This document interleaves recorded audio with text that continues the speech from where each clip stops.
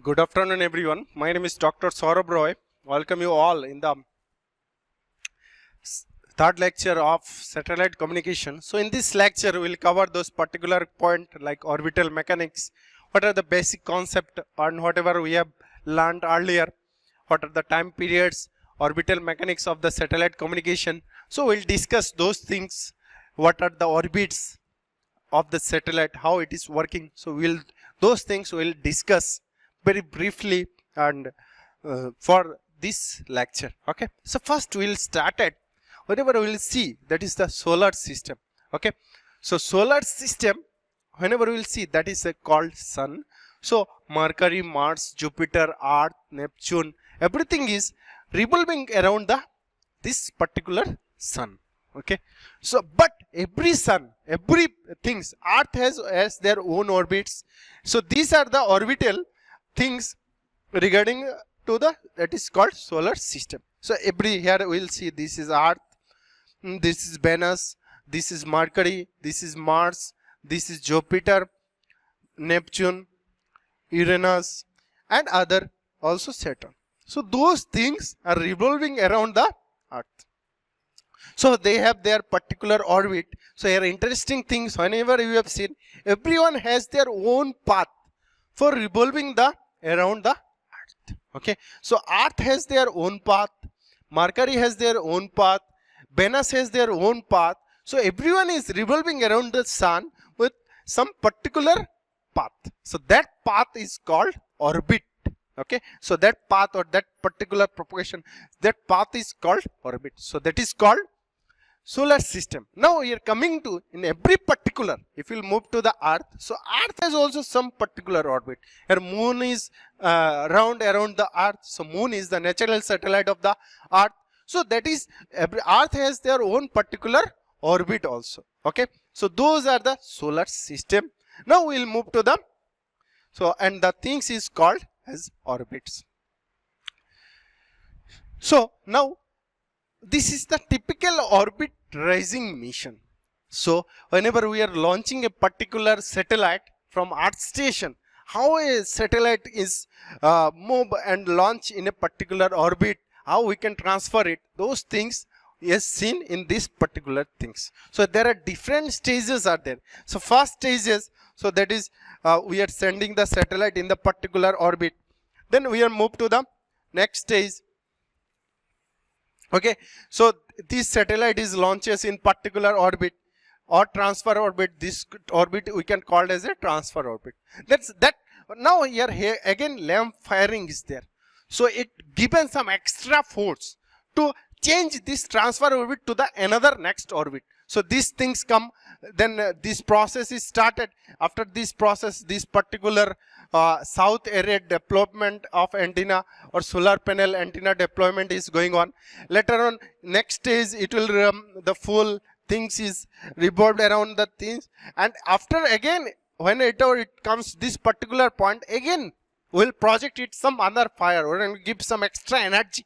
Then it revolves around the next path. Okay, and it launch on the particular orbit. So that is the typical launching or of a artificial satellite or man-made satellite which is using by typical orbit raising mission. So those mission are used, but for different satellite they may different things are happen as per our requirement. So different satellite has their different things. So these things we can show that is the particular things, and that particular path, which path satellite will revolving around the Earth or around the sun or around the Mars. So those things are called orbit. Okay, so how these things is revolving around? So everything in the space or everything in the Earth, there is some gravitational force, there is some attraction force. Even our living, we are moving around the Earth, then that some attractional force is there, that is called gravitational force of the Earth.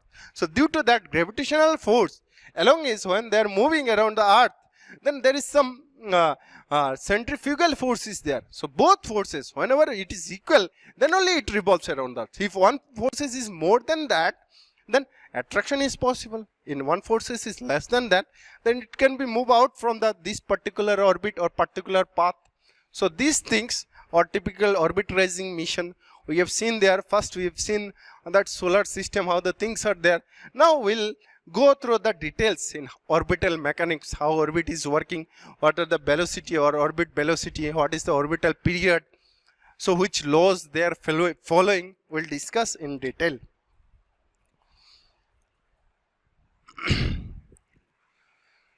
So that is the Johannes Kepler 1571 to 1630. So he developed some mechanics or orbital, how the satellite will revolving around the earth. So Kepler's discovered some laws. So first law is the orbits are, so every orbits are like an elliptical shape. Okay, so that is the first law. So whenever any object, larger object or smaller object, it moves around the larger object, it rounds or it revolves in a elliptical orbit. Okay, next things come, or next thing we will see, the next laws is equal areas in equal time interval for every satellite, either it is artificial satellite or natural satellite, or earth is rounding around the sun. So every equal areas they are covering in equal time, or equal time interval they are covering equal areas. So here we have seen when it is in the larger distance, the speed of the satellite is very less, but distance is very high, so area is more. So similarly, whenever they are in near places, then area is less, speed is more, so they are covering more areas in this particular time. Okay, so third and last law of Kepler's, Johannes Kepler. So T square is proportional to A cube. So T is the time period or time to complete that particular orbit, and A is the semi-major axis. So those are the three laws. So first law is the orbits are ellipses. Second law, equal areas they are covering in equal time. And third law is time to complete orbit, that is T square is proportional to A cube. Now coming to one by one how the things are moving around. So first law is like that. Okay, so whenever a smaller object is revolving around a optical path in the larger object, so that is called first law of the Kepler's. Okay, so the object moving in the larger object, smaller object is moving around the larger object in a elliptical path. So that law is belongs to that first law. Now coming to the second law. So what the second law tell? So equal time interval, the satellite is covering equal space or equal area. Okay, so here we have seen these are the areas are covering. So equal areas are covering by equal time interval by using this particular satellite. So that is called second Kepler's law. Okay, now we are moving to the, so first law is the shape, that is the elliptical shape that we have seen earlier, and that is the first law. So elliptical shape. So second law is based on equal area or equal time interval, equal area is covering. Now we are moving to the third law. So third law is related to the, so T square is proportional to A cube. So okay, so T is the total time period. So it's relevant to semi-major axis or proportional to triple cube of the semi-major axis. So T square is proportional to A cube. So it means that whenever it nears to the sun, then or the velocity speed is more. Whenever it is larger the distance, the velocity will be less. So velocity is less means time period is more. Okay, so T square is proportional to A cube. That's why if it is near the thing, then it is moving in faster. If it is far away, then it is revolving with a smaller velocity. Okay, so this is the three laws by using pictorial as well as this image representation, how the things are representing, we describe. So that described by Kepler's. Now we'll move to the next part, or we can state the laws first. It stated that the path followed by a satellite around the primary will be an ellipse. Kepler's law, for equal time, a satellite will sweep out equal areas in its orbital plane, focus and the very center. Next, Kepler's third law, the square of the period of revolution of the smaller body about the larger body equals a constant multiplied by third power of the semi-major axis of the orbital ellipse. So those are the three laws described by Kepler. So first law is Kepler first law, second law, and third law. So those already we are starting in the 10th standard as well as 12th standard. So those are the Kepler's law. So those law are applicable in our satellite communication. So how the satellite is revolving around the earth, so that they followed that path, elliptical path, their period and velocity. Okay, now we are find out. So here we are considering a satellite which are revolving around the earth. Okay, now we are considering the mass of the earth is so mass of the earth, we are considering mass of the earth is m of e. So that is the mass of the earth, and it is revolving around, that is called satellite. The mass of the satellite is m. Okay, so these are the two things. So now we are considering the distance between this earth and these things, that is the distance is r. Okay, so the distance is r. So there will two forces will come. One is centripetal force, another one is centrifugal force. So centrifugal force is moving outward, centripetal force is moving inward direction. Okay, so whenever we have seen the centrifugal force and centripetal force, so centripetal force are moving inward and centrifugal force are moving outward. So we know whenever we will go through the force things by using Newton's second law, so force equal to mass into acceleration. Okay, so force equal to mass into acceleration. So the inward force due to mass of earth is more compared to the mass of satellite, so the inward force, that is called centripetal force, equal to gm. So where g is the gravitational constant, me is the mass of the earth, m divided by r square. Okay, so that is the inward force. Now you will consider that is the centrifugal force which is moving outward direction. So that is the outward force. So that outward force equal to F out equal to m b square divided by r. Okay, so that is b square by r is the outward acceleration, m is the mass. So whenever the satellite is revolving around the earth, or that is called artificial satellite or whatever, so they should, the inward force and outward force should be equal to each other.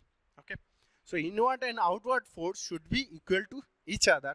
So if F in equal, so F in must be F out, then we will get GME m by r square equal to mb square by r. So we will get GME m divided by r square equal to mb square by r. Okay, so mm we can cancel, r also will get. So b we can get that b equal to root over GME divided by r. So b equal to root over GME divided by r, where b is the velocity of the satellite. Okay, so b is the velocity of the satellite which revolves around the earth with velocity GME divided by r, where g is the gravitational constant, m equal to mass of the earth, r is the this distance, radial distance between the earth and the satellite. So we can find out the orbital velocity of the satellite is v equal to GME root over GME divided by r. So similarly, we can find out the time period of the satellite. So how much time it requires to complete the things. So time period we can calculate. We know time period equal to t equal to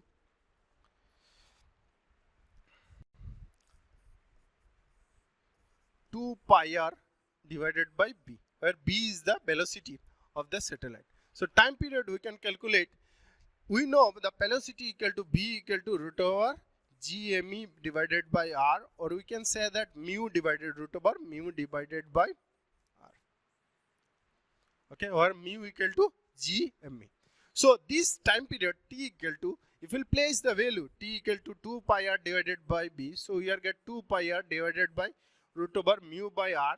So you will get 2 pi r 1 plus 1 by 2 divided by root mu. So 2 pi r 3 by 2 divided by root mu. So this way we can calculate the time period of the satellite, which is t equal to 2 pi r divided by b, where b is the velocity of the satellite, me is the mass of the earth, small m is the mass of the satellite, and g is the gravitational constant. So in this way we can find out the orbital period of the satellite. So two things are there. One is we already find out the velocity of the satellite as well as time period of the satellite. Okay, so in the next lecture we'll discuss about some other points, how satellite is launching in the orbit, what are the different things, how we can determine the look angle, what are the azimuth angle, what are the elevation angle, how we can determine the things by using this particular orbit mechanics. So this comes under orbital mechanics. So in this lecture we covered Kepler's 3 laws, as well as we seeing how the satellite is moves around the orbit. In next lecture we'll discuss some other point regarding orbital mechanics, as well as time periods, as well as we will calculate some things regarding the this orbit periods and time period. Thank you everyone.